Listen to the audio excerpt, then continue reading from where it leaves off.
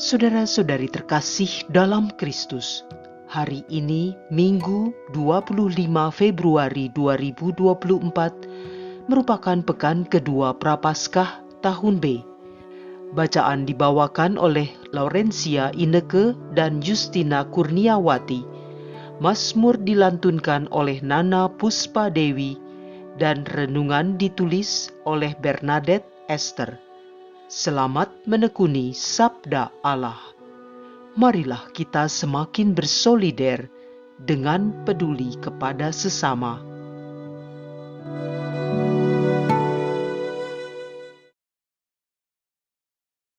Dalam nama Bapa dan Putra dan Roh Kudus. Amin. Allah Bapa kami di surga, kami bersyukur atas satu lagi hari baru dalam masa Prapaskah ini yang Kau anugerahkan kepada kami. Engkau masih memberi kami kesempatan untuk memperbaiki diri kami, mengubah hidup kami agar bisa menjadi manusia yang layak di hadapan-Mu. Kami persembahkan hari ini dalam tuntunan Roh Kudus. Semoga dengan bimbingan Roh Kudus, kami mampu menggunakan seluruh waktu dan diri kami hari ini seturut dengan kehendak-Mu. Sebab Engkaulah Tuhan, Sang Penyelamat dunia, kini dan sepanjang masa. Amin. Bacaan dari Kitab Kejadian, bab 22, ayat 1, 2, 9a, 10 sampai dengan 13, dilanjutkan ayat 15 sampai dengan 18. Setelah Abraham mendapatkan anak Ishak, maka Allah mencobai Abraham. Allah berfirman kepada Abraham, "Abraham." Abraham menyahut, "Ya Tuhan." Sabda Tuhan, "Ambillah anak tunggal kesayanganmu, yaitu Ishak. Pergilah ke tanah Moria dan persembahkanlah dia di sana sebagai kurban bakaran pada salah satu gunung yang akan kukatakan kepadamu." Maka sampailah mereka ke tempat yang dikatakan Allah kepada Abraham. Abraham lalu mengulurkan tangannya dan mengambil pisau untuk menyembelih anaknya. Tetapi berserulah malaikat Tuhan dari langit, "Abraham, Abraham." Sahut Abraham, "Ya Tuhan." Lalu Tuhan bersabda, "Jangan bunuh anak itu, dan jangan kau apa-apakan dia. Kini aku tahu bahwa engkau takut akan Allah, dan engkau tidak segan-segan menyerahkan anakmu yang tunggal kepadaku." Lalu Abraham menoleh dan melihat seekor domba jantan di belakangnya yang tanduknya tersangkut dalam belukar. Diambilnya domba itu dan dipersembahkannya sebagai kurban bakaran pengganti anaknya. Untuk kedua kalinya berserulah malaikat Tuhan dari langit kepada Abraham, katanya, "Aku bersumpah demi diriku sendiri, demikianlah firman Tuhan.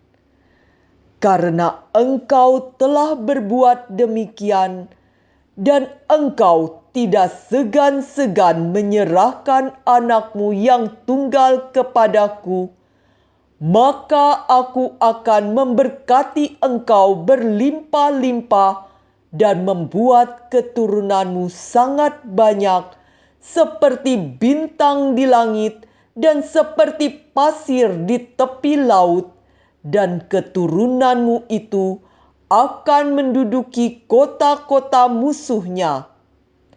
Melalui keturunanmu lah segala bangsa di bumi akan mendapat berkat, sebab engkau mentaati sabdaku.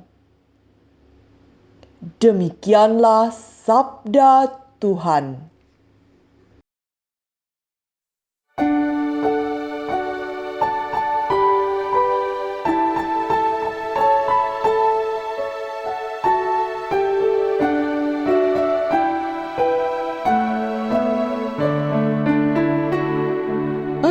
Aku boleh berjalan di hadapan Tuhan di negeri orang-orang hidup.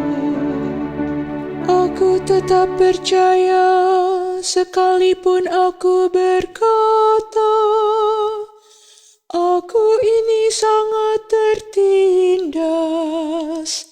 Sungguh berhargalah di mata Tuhan kematian semua orang yang dikasihinya. Aku boleh berjalan di hadapan Tuhan di negeri orang-orang hidup. Ya Tuhan, aku hambamu, anak dari sahayamu. Engkau telah melepaskan belengguku. Aku akan mempersembahkan kurban syukur kepadamu dan akan menyerukan nama Tuhan.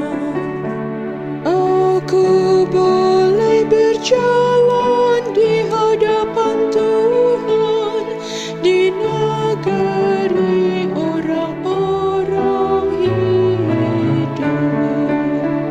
Aku akan membayar nazarku kepada Tuhan di depan seluruh umat-Nya, di pelataran rumah Tuhan, di tengah-tengahmu, ya Yerusalem. Aku boleh berjalan di hadapan Tuhan di negeri orang-orang hidup.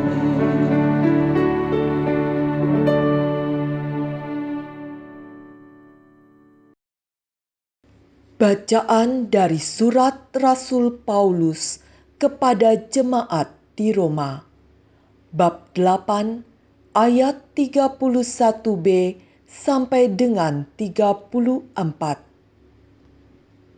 Saudara-saudara, jika Allah di pihak kita, siapakah yang akan melawan kita?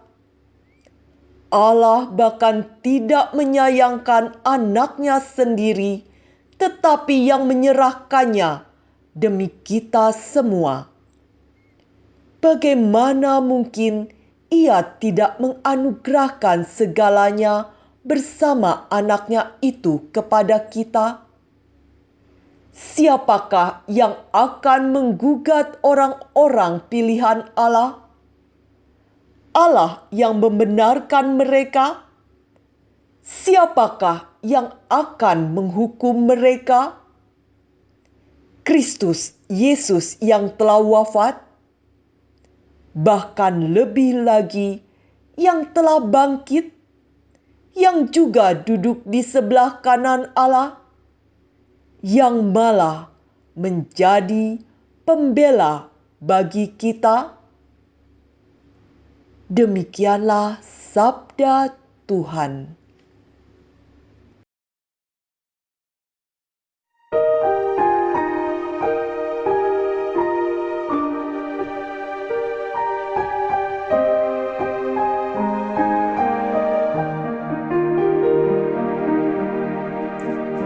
Terpujilah Kristus Tuhan, Sang Raja kemuliaan kekal.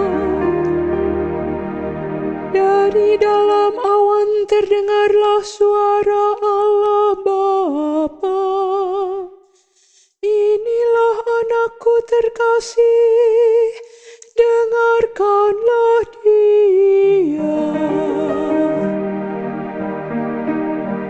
Terpujilah Kristus Tuhan, Sang Raja kemuliaan kekal.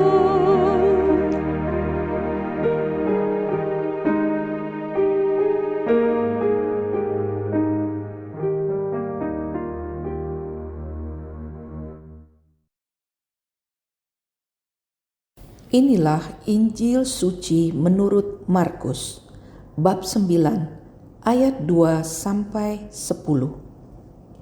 Sekali peristiwa, Yesus berbicara tentang bagaimana ia akan menderita sengsara. Sesudah itu, ia membawa Petrus, Yakobus, dan Yohanes, dan bersama-sama mereka naik ke sebuah gunung yang tinggi. Di situ mereka sendirian saja. Lalu Yesus berubah rupa di depan mata mereka, dan pakaiannya sangat putih berkilauan. Tidak ada seorang penatu pun di dunia ini yang dapat memutihkan pakaian seperti itu. Lalu tampaklah kepada mereka Elia dan Musa. Keduanya sedang berbicara dengan Yesus. Kata Petrus kepada Yesus, "Rabi, alangkah baiknya kita berada di tempat ini. Biarlah kami dirikan 3 kemah, 1 untuk engkau, 1 untuk Musa, dan 1 untuk Elia."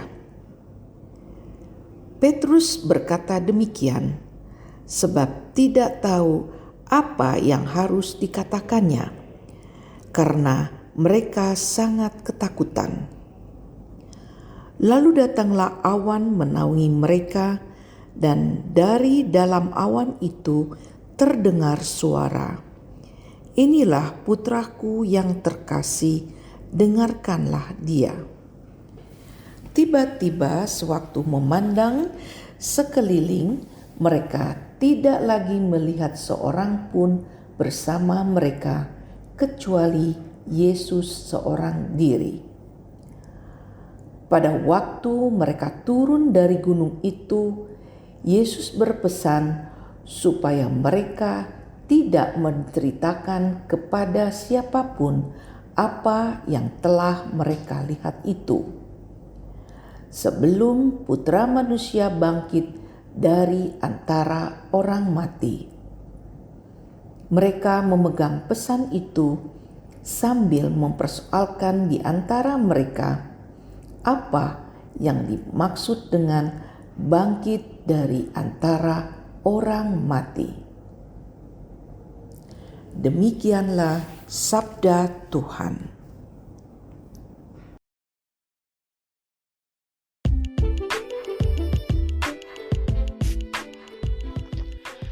Dengarkanlah Dia. Renungan dibawakan oleh Bernadette Esther.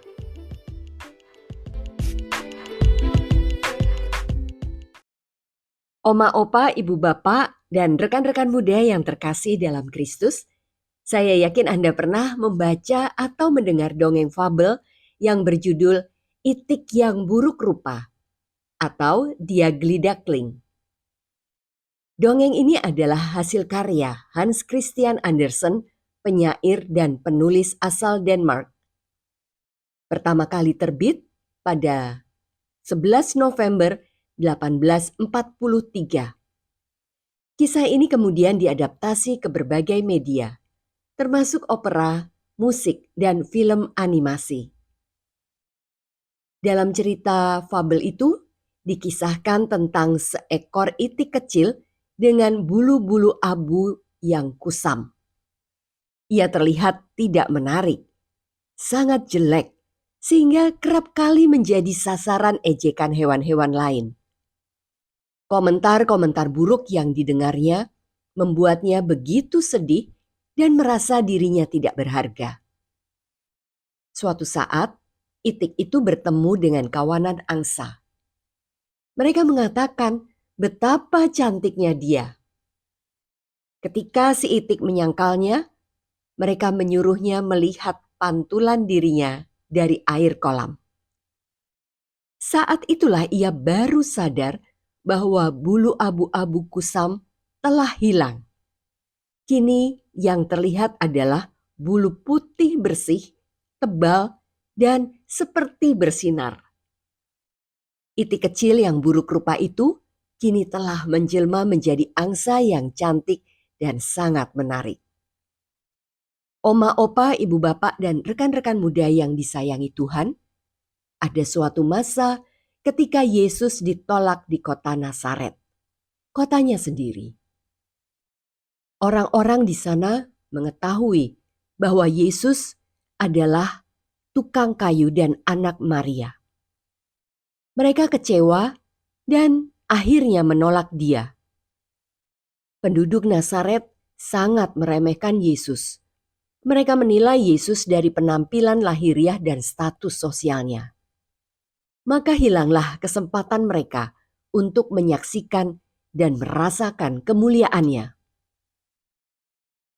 Dalam Injil hari ini, kita mendengar Santo Markus mengisahkan Yesus yang mengajak 3 orang muridnya, yakni Petrus, Yakobus, dan Yohanes, naik ke sebuah gunung yang tinggi. Ketiga murid ini dimunculkan oleh Markus ketika Yesus membangkitkan seorang anak perempuan. Dalam Markus 5 ayat 37. Ketiga murid itu jugalah yang menemani Yesus di Taman Getsemani. Dalam Markus 14 ayat 33. Di gunung yang tinggi itu, Yesus berubah rupa di depan mata ketiga rasul. Pakaian Yesus sangat putih berkilauan. Tampak juga Elia dan Musa, keduanya sedang berbicara dengan Yesus. Markus 9 ayat 2-4.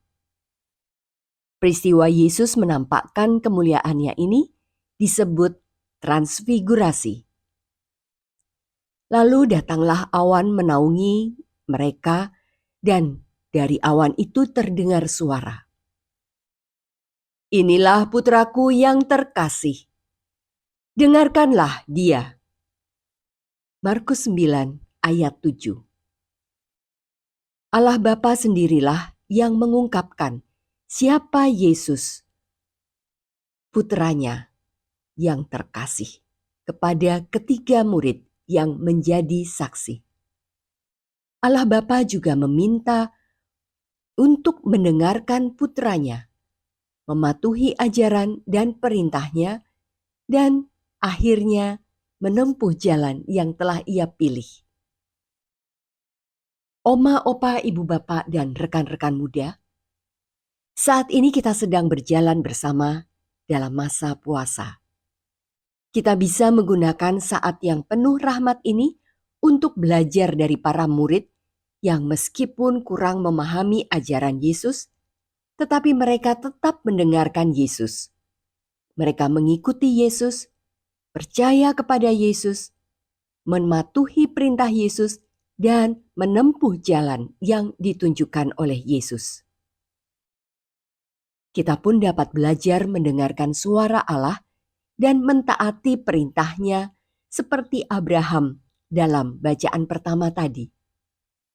Abraham yang mendengarkan firman Allah, taat pada perintahnya, membawa Ishak anak terjanji untuk dikurbankan bagi Allah di tanah Moria. Dan Allah pun berjanji kepada Abraham, melalui keturunanmu lah segala bangsa di bumi akan mendapat berkat, sebab engkau telah menaati firman-Ku. Nah, Paus Fransiskus dalam Evangelii Gaudium, Sukacita Injil, mengatakan, ketika kehidupan batin kita terbelenggu dalam kepentingan dan kepeduliannya sendiri, tak ada lagi ruang bagi sesama. Tak ada tempat bagi si miskin papa. Suara Allah tak lagi didengar. Sukacita kasih-Nya tak lagi dirasakan. Dan keinginan untuk berbuat baik pun menghilang. Maka dari itu, oma opa, ibu bapak dan rekan-rekan yang terkasih, mari berusahalah mendengarkan Yesus melalui sabdanya dalam kitab suci, atau sapaannya melalui sesama dan alam sekitar. Dengarkan Dia, patuhi apa yang difirmankannya, agar hidup kita bisa menjadi berkat, dan pada saatnya kelak, kita akan menikmati kebahagiaan sempurna bersama Yesus dalam kemuliaannya. Marilah berdoa.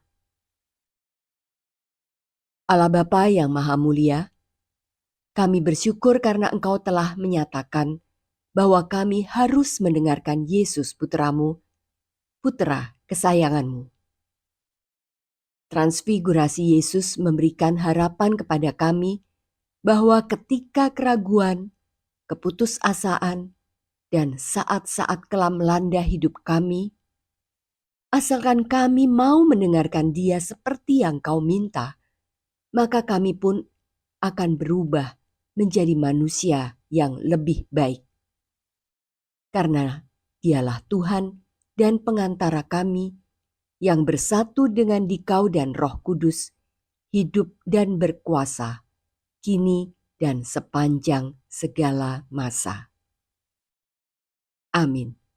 Dalam nama Bapa dan Putra dan Roh Kudus. Amin.